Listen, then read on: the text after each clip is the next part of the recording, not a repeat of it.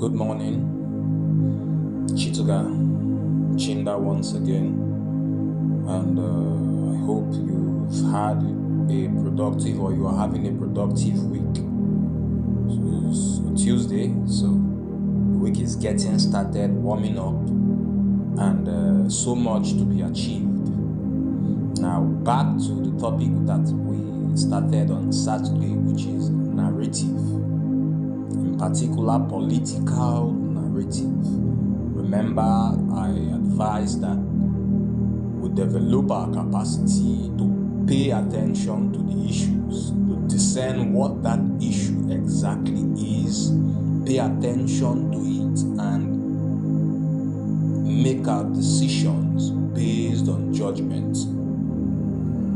I recall telling you to prepare yourself concerning the coming elections, so that by then you do not get carried away by the sentiments that prevail during that period. The loss of common sense, the bandwagon effect, and just joy and hubris, happiness that comes with the season. It has its way of blurring our vision and making us make questionable decisions. It does. Now, for today, what is important to note on the narrative is who is bringing this message to you and what has this person to offer you.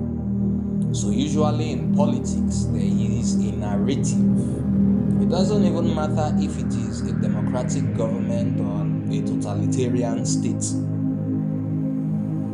Fact is that there will always be a narrative, either through the free media or state-controlled media, usually called propaganda. In our own situation, it is leading towards election, and soon, as I said, we will be returning to that fever pitch.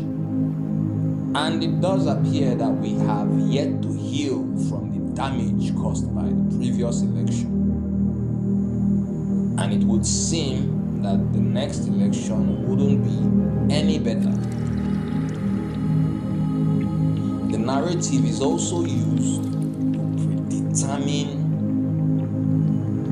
the outcome of the election. For instance, if you put your ears down, there is this talk of there is nobody that can defeat the president in an election. There is no viable candidate. There is no viable candidate. There is no viable candidate.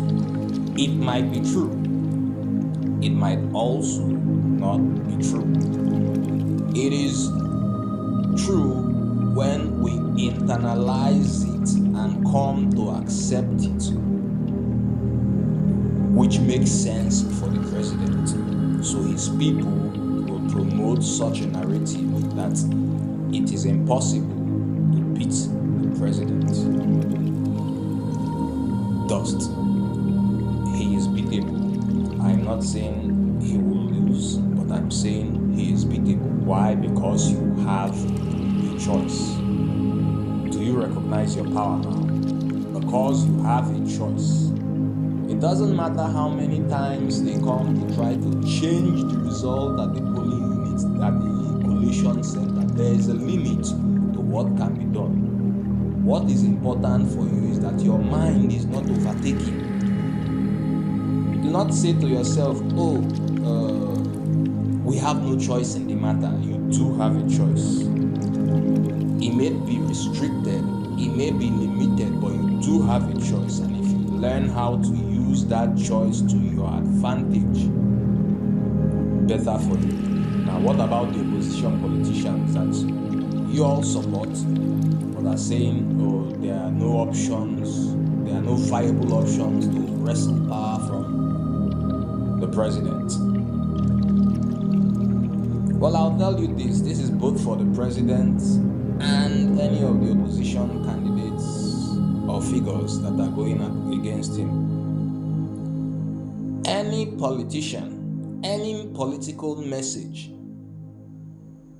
that relies on riling your emotions, be it anger, fear, or hatred, has nothing for you and is nothing but dust. No plan, no vision, just sheer power grab, taking advantage of your emotions. The issue with what I have said now is it applies to a lot of the candidates, but because of our personal bias as people, we will struggle to accept that it applies to the person we favor. I'm not saying do not favor the person. I'm saying take your time to make your decision. Do not be influenced by the narrative pushed out by the various individuals. Let the decisions you make be based on your own judgment, not another person's programming. Take agency for your life because you are the one who fends for yourself. You are the one. If you're not fending for yourself, perhaps you're in school. Nobody is reading for you. You're doing it by yourself and returning results.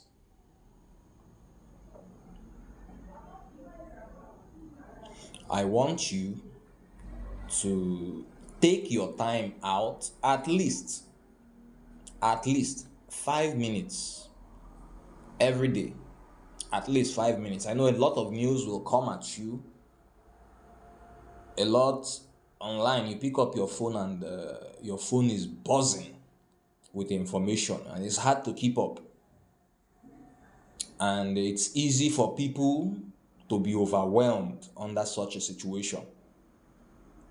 But I want you to take your time, at least 5 minutes. At least 5 minutes.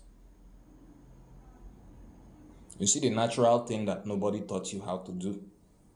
You breathe in, you breathe out, you breathe in, you breathe out. At least 5 minutes. What has this got to do with politics? It has everything to do with how you handle your nerves. How you handle your nerves determines the kind of decisions you will make. The kind of decisions you will make implies how effective your political participation is. Again, I say to you, do not be carried by the wind of political narrative. Know what you want, which is your interest. Know who you feel can get it for you. Do not be shackled by other people's expectations. Is it that Tinubu? If it's not Tinubu, it's Peter Obi. If it's not Peter Obi, it's Atiku. If it's not Atiku, it's Kwankwaso. What about Chituga? Of course, I'm good enough. What about yourself listening to me? Is it the senatorial position, House of Reps, House of Assembly? That would form our next topic because I would love to have enough of us actively challenge the status quo. Have a wonderful morning and a productive week ahead. Bye.